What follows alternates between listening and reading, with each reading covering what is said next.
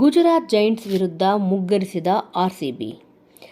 ದೆಹಲಿಯ ಅರುಣ್ ಜೇಟ್ಲಿ ಸ್ಟೇಡಿಯಂನಲ್ಲಿ ನಡೆದ ಗುಜರಾತ್ ಜೈಂಟ್ಸ್ ಮತ್ತು ರಾಯಲ್ ಚಾಲೆಂಜರ್ಸ್ ಬೆಂಗಳೂರು ತಂಡದ ನಡುವಿನ ಮಹಿಳಾ ಪ್ರೀಮಿಯರ್ ಲೀಗ್ 13ನೇ ಪಂದ್ಯದಲ್ಲಿ ಟಾಸ್ ಗೆದ್ದ ಗುಜರಾತ್ ತಂಡದ ನಾಯಕಿ ಮೊದಲು ಬ್ಯಾಟಿಂಗ್ ಆಯ್ಕೆ ಮಾಡಿಕೊಂಡರು.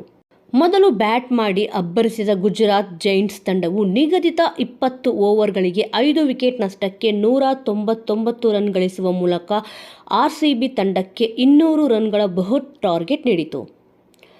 ಬೃಹತ್ ಮೊತ್ತದ ಟಾರ್ಗೆಟ್ ಬೆನ್ನತ್ತಿದ ರಾಯಲ್ ಚಾಲೆಂಜರ್ಸ್ ಬೆಂಗಳೂರು ತಂಡಕ್ಕೆ ಆರಂಭದಿಂದಲೇ ಸಂಕಷ್ಟ ಎದುರಾಯಿತು.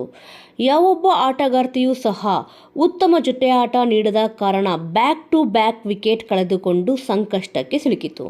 ರಾಯಲ್ ಚಾಲೆಂಜರ್ಸ್ ಬೆಂಗಳೂರು ತಂಡದ ಯಾವೊಬ್ಬ ಬ್ಯಾಟರ್ ಸಹ 50 ಗಡಿ ದಾಟಲಿಲ್ಲ. ಜಾರ್ಜಿಯಾ ಅವರು 22 ಎಸೆತಗಳಲ್ಲಿ 2 ಸಿಕ್ಸರ್ ಮತ್ತು 6 ಬೌಂಡರಿ ಸಹಿತ 48 ರನ್ ಸಿಡಿಸಿದರು. ಇನ್ನು ನಾಯಕಿ ಸ್ಮೃತಿ ಮಂಧಾನ 16 ಎಸೆತಗಳಲ್ಲಿ 24 ರನ್ ಗಳಿಸಿದರು. Richa Ghosh 30 run, Ellyse Perry 24 run, Sophie Devine 23 run.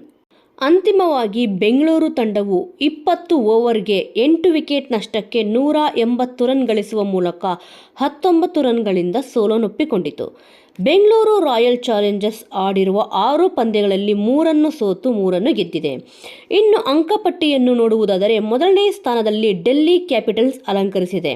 2ನೇ ಸ್ಥಾನದಲ್ಲಿ ರಾಯಲ್ ಚಾಲೆಂಜರ್ಸ್ ತಂಡ ಇದೆ. ಇನ್ನು 3ನೇ ಸ್ಥಾನದಲ್ಲಿ ಮುಂಬೈ ಇಂಡಿಯನ್ಸ್, 4ನೇ ಸ್ಥಾನದಲ್ಲಿ ಯುಪಿ ವಾರಿಯರ್ಸ್ ಇದೆ. ವೀಕ್ಷಕರೇ, ಇದೇ ರೀತಿ ಇನ್ನೂ ಹೆಚ್ಚಿನ ಕ್ರೀಡಾ ಸುದ್ದಿಯನ್ನು ತಿಳಿದುಕೊಳ್ಳಲು ತಪ್ಪದೇ ಕನ್ನಡ ಸುದ್ದಿ ಸಮಾಚಾರ ಚಾನಲ್ನನ್ನು ಸಬ್ಸ್ಕ್ರೈಬ್ ಮಾಡಿಕೊಳ್ಳಿ. ಮುಂದಿನ ಇಂಟ್ರೆಸ್ಟಿಂಗ್ ಆದ ವಿಡಿಯೋದೊಂದಿಗೆ ಮತ್ತೆ ಸಿಗೋಣ. ಜೈ ಶ್ರೀರಾಮ್.